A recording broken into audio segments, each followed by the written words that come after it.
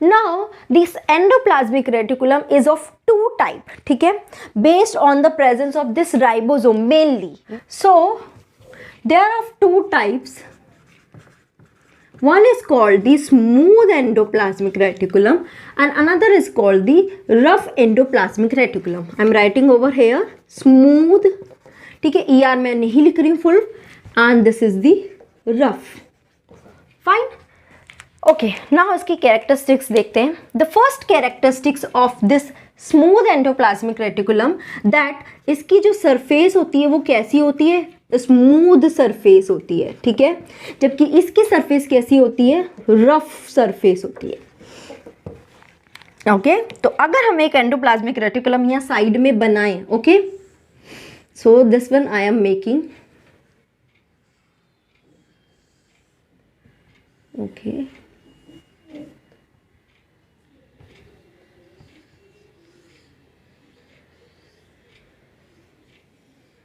Fine. तो ये तो एक एंडोप्लाज्मिक रेटिकुलम हुआ और इसके ऊपर क्या प्रेजेंट है सब जगह, राइबोसोम, जिसकी वजह से क्या होता है, ये रफ अपीयरेंस देता है, लाइक दिस. अंडरस्टूड. ओके, तो अब सेकंड पॉइंट इसका क्या होता है, ये राइबोसोम इस पे अटैच कैसे होते हैं, that is they contain attachment point, ठीक है, जिसको बोलते हैं राइबोपोरिन, ठीक है. ये इसमें क्या होता है, एब्सेंट होता है, और इसमें ये राइबोपोरिन, इसमें ये क्या होता है, प्रेजेंट होता है. फाइन. जिसकी वजह से ही राइबोपोरिन के प्रेजेंस की वजह से ही राइबोसोम इस पे अटैच हो पाते हैं. तो यहाँ पे क्या लिखेंगे, next point, that is the ribosomes absent and here ribosome present, and because of this one only क्या करते हैं, ये रफ अपीयरेंस देते हैं. तो इसका अगर स्ट्रक्चर बनाए तो ये क्या होगी, स्मूथ अपीयरेंस देगी, लाइक दिस. Okay, clear. तो ऐसे पूरा स्मूथ अपीयरेंस देती है, ठीक है.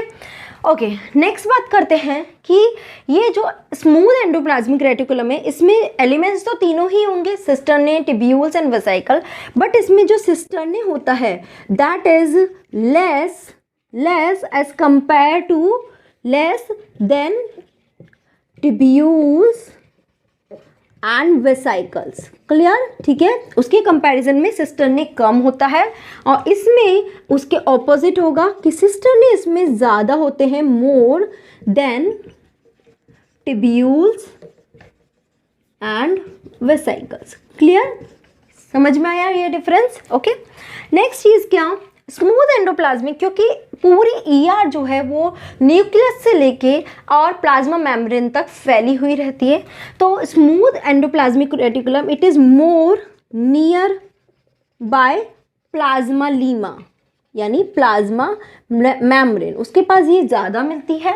And it is more near by, क्या हो सकता है, it is more near by nucleus, ठीक है, ये न्यूक्लियस के पास ज़्यादा मिलता है. ओके, नेक्स्ट डिफरेंस अगर देखते हैं कि ये कुछ ऐसे सेल्स के अंदर मिलता है, सेल्स विच आर इन्वॉल्व्ड, ठीक है, किसके साथ इन्वॉल्व होती है, सिंथेसिस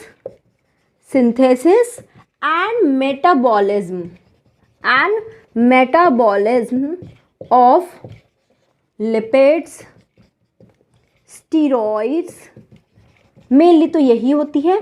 इसके अलावा और भी बोल सकते हैं लाइक कार्बोहाइड्रेट.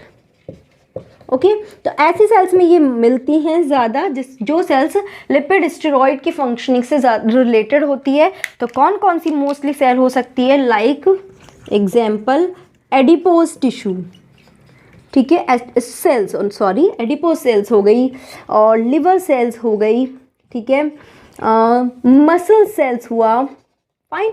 तो इन सेल्स में ये ज़्यादा मिलती है. ओके, ये वाली सेल्स कहाँ ज़्यादा मिलती है, मतलब ये इस rough endoplasmic reticulum it is more in cells which are involve in rapid metabolism, ठीक है, बहुत ज़्यादा रैपिड मेटाबॉलिज्म की जहाँ रिक्वायरमेंट होती है. तो इसमें क्या हो गया, example that is what, like plasma cell, क्या हो गया, plasma cell, like pancreatic cell, okay, तो इन वाली सेल्स में ये ज़्यादा मिलती है, ठीक है। नेक्स्ट अगर इसका एग्जाम्पल देखिए, it is believe that and smooth endoplasmic reticulum is develop from the rough endoplasmic reticulum. That is why क्या होगा, जब है ना ये सेल के अंदर देखो डेवलप होता है, ये न्यूक्लियस है, ठीक है। तो न्यूक्लियस से पहले तो क्या डेवलप होती है, रफ एंडोप्लाज्मिक रेटिकुलम डेवलप होती है, ठीक है। यहाँ से ये रफ स्टार्ट हुई और प्लाज्मा लीमा तक गई, बट शुरू में क्या होगा, रफ स्टार्ट होती है, क्योंकि न्यूक्लियस से ही क्या होते हैं, राइबोसोम निकल के आते हैं, ओके। तो ये राइबोसोम इसके पे स्टिक होते हैं और बाद में क्या होती है, ये स्मूथ स्टार्ट हो जाती है, ठीक है। ये रफ है एंड ये स्मूथ है, तो इसलिए मैंने हाफ में बनाया है कि this is rough endoplasmic reticulum और इसी से नीचे की तरफ जनरेट हो रही है smooth endoplasmic reticulum, okay. So it generate from rough endoplasmic reticulum, okay. अब ये किससे जनरेट हो रहा है, it is generating from the nuclear envelope. Nuclear envelope में ही क्या हो जाती है, फोल्डिंग हो जाती है, फर्दर क्या हो जाती है, ये न्यूक्लियस है, इसका जो ये ऑनवेलप है यही फर्दर क्या करता है, फोल्डिंग कर लेता है। तो it generate from nuclear envelope, clear, ठीक है। न्यूक्लियर ऑनवेलप से स्टार्ट होती है, ओके। नेक्स्ट चीज़ एक और बहुत इंपॉर्टेंट है, इसके अंदर क्या होता है, रफ एंडोप्लाज्मिक रेटिकुलम के अंदर एक पोर लाइक स्ट्रक्चर होती है, ठीक है। ऐसे यहाँ पे एक पोर लाइक स्ट्रक्चर होती है, ओके। और ये ज़्यादातर किसके पास होती है, राइबोसोम जहाँ प्रेजेंट होता है उसके नियर बाय में ही ये पोर लाइक स्ट्रक्चर होती है, जिसको हम बोलते हैं ट्रांसलोकोन, ओके। क्या होता है इस ट्रांसलोकोन का काम, कि जब प्रोटीन राइबोसोम यहाँ पे होगा तो राइबोसोम का रोल क्या है, प्रोटीन सिंथेसिस से रिलेटेड, ठीक है।